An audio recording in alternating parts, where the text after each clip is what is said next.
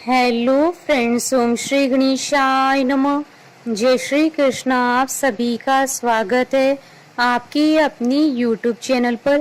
Friends, आज हम आपको इस वीडियो में बताने जा रहे हैं अश्विन मास की कृष्ण पक्ष की इंदिरा एकादशी का शुभ मुहूर्त, पूजा विधि, महत्व, व्रत कथा और इंदिरा एकादशी के दिन पितरों की आत्मा की शांति और पितरों को प्रसन्न करने के लिए किए जाने वाले उपायों के बारे में। फ्रेंड्स, वीडियो शुरू करने से पहले आपसे रिक्वेस्ट है, अगर आप हमारे चैनल पर नए हैं और आपने अभी तक चैनल को सब्सक्राइब नहीं किया है तो प्लीज़ सब्सक्राइब कीजिएगा चैनल को, साथ ही प्रेस कीजिएगा बेल आइकन को, जिससे नए वीडियो से रिलेटेड नोटिफिकेशन आपको तुरंत प्राप्त हो सके। और वीडियो पसंद आने पर वीडियो को लाइक और शेयर जरूर कीजिएगा ताकि सभी भक्तों को इस वीडियो का लाभ प्राप्त हो सके। और कमेंट बॉक्स में जय श्री कृष्ण जरूर लिखिएगा। सनातन धर्म में एकादशी व्रत को सभी व्रतों में श्रेष्ठ माना गया है। प्रत्येक माह में दोनों पक्षों शुक्ल पक्ष और कृष्ण पक्ष की 11वीं तिथि को एकादशी का व्रत पूजन किया जाता है। इस तरह से एक माह में 2 और पूरे वर्ष में 24 एकादशी आती है। अश्विन मास में कृष्ण पक्ष की एकादशी को इंदिरा एकादशी के नाम से जाना जाता है। यह एकादशी पितृ पक्ष में पड़ती है। इस दिन उपवास करना बहुत फलदायी माना जाता है। मान्यता है कि यदि इस एकादशी का व्रत करके उसका पुण्य पितरों को समर्पित कर दिया जाए तो उन्हें भी मोक्ष की प्राप्ति होती है। पितृ पक्ष में आने के कारण इसका बड़ा ही महत्व है। शास्त्रों के अनुसार इस एकादशी के व्रत के फल से भटकते हुए पितरों को गति प्राप्त हो जाती है। साथ ही व्रत करने वाला स्वयं भी मोक्ष को प्राप्त करता है। इस एकादशी के दिन शालिग्राम की पूजा की जाती है। धार्मिक मान्यताओं के अनुसार इस व्रत को नियम और निष्ठा पूर्वक करने से मनुष्य को जन्म और मरण के चक्र से मुक्ति प्राप्त होती है और मोक्ष की प्राप्ति होती है। फ्रेंड्स, अब आइए जानते हैं इंदिरा एकादशी की पूजन विधि के बारे में।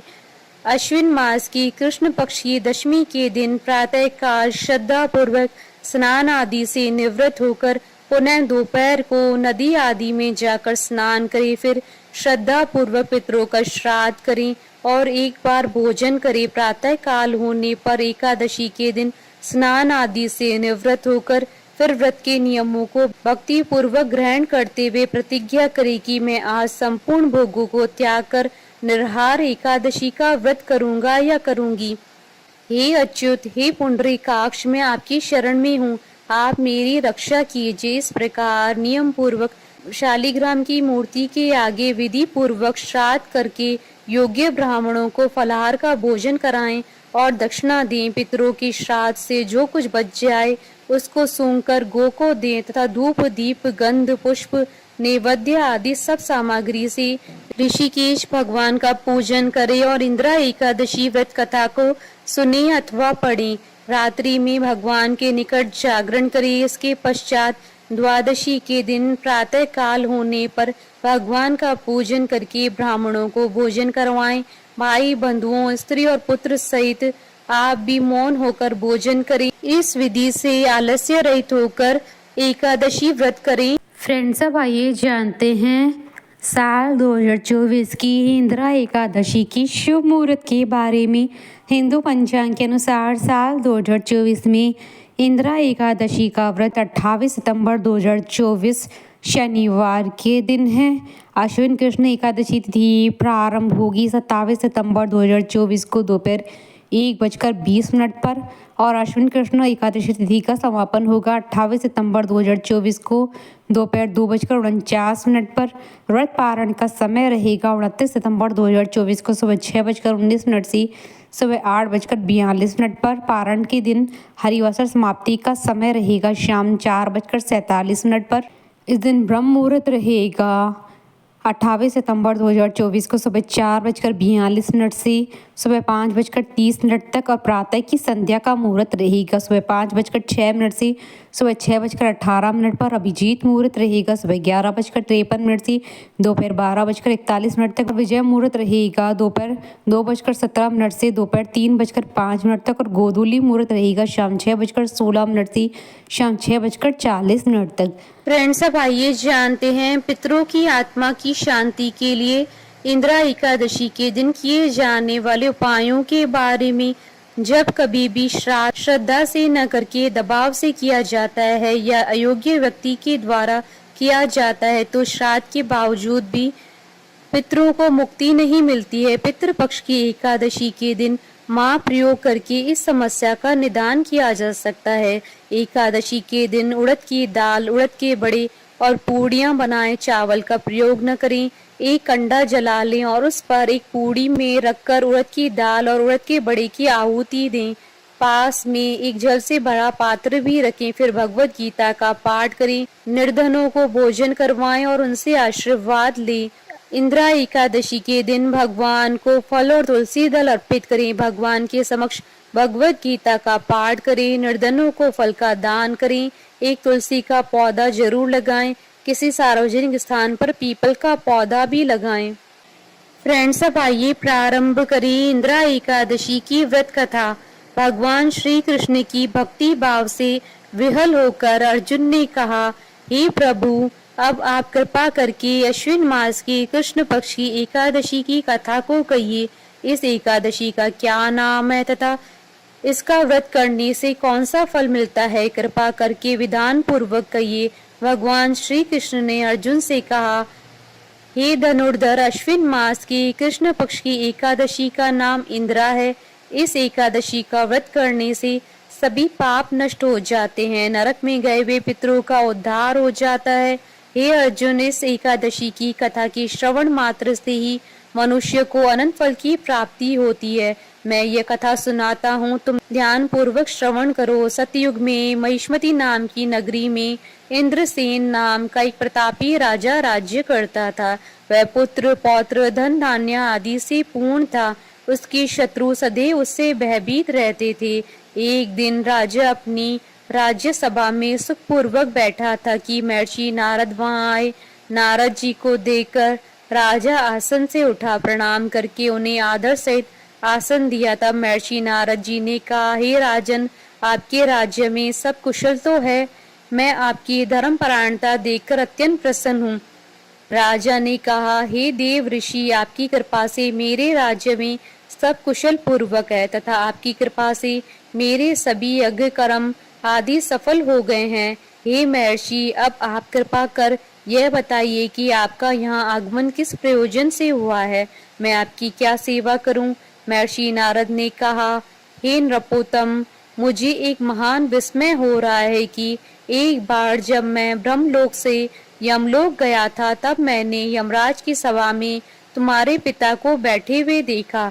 तुम्हारे पिता महान ज्ञानी, दानी तथा धर्मात्मा थे, मगर एकादशी के व्रत के बिगड़ जाने के कारण वह यमलोक को गए। तुम्हारे पिता ने तुम्हारे लिए एक संदेश भेजा है। राजा ने उत्सुकता से पूछा, क्या संदेश है महर्षि?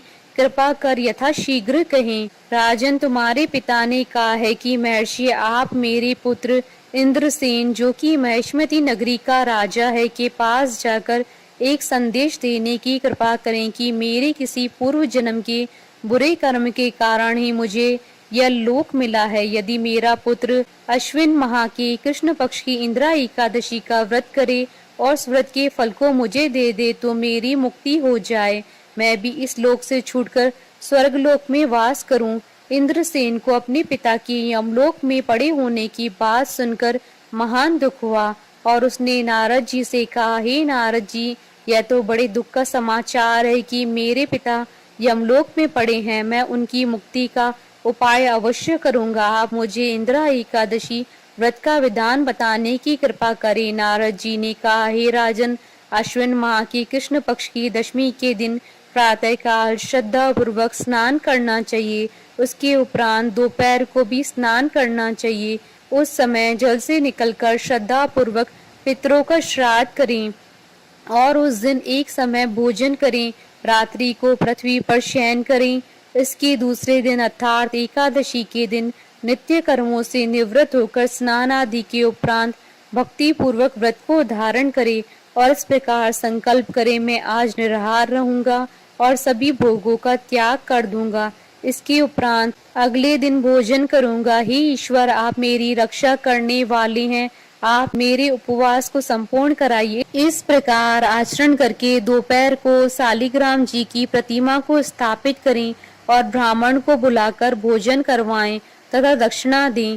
भोजन का कुछ हिस्सा गाय को अवश्य दें।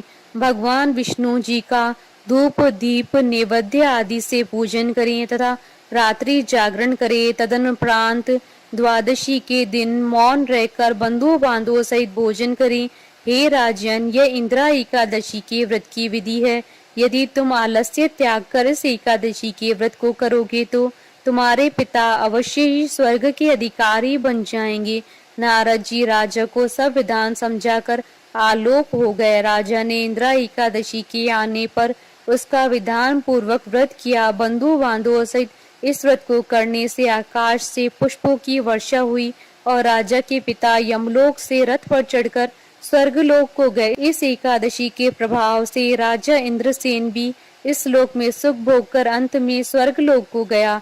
भगवान श्री कृष्ण ने कहा, हे सखा, यह मैंने तुम्हारे सामने इंदिरा एकादशी के महात्म का वर्णन किया है। इस कथा के पढ़ने व सुनने मात्र से ही सभी पापों का शमन हो जाता है और अंत में मनुष्य स्वर्गलोक का अधिकारी बनता है। कथा सार: मनुष्य जो भी प्रण करे उसे करना चाहिए, वह उसको तन मन से पूरा करे। किसी भी कार्य का प्रण करके उसे तोड़ना नहीं चाहिए। बोलिए भगवान विष्णु की जय, सनातन धर्म की जय। हमारे साथ इस वीडियो में अंत तक बने रहने के लिए आपका धन्यवाद। ओम श्री गणेशाय नमः। जय श्री कृष्णा।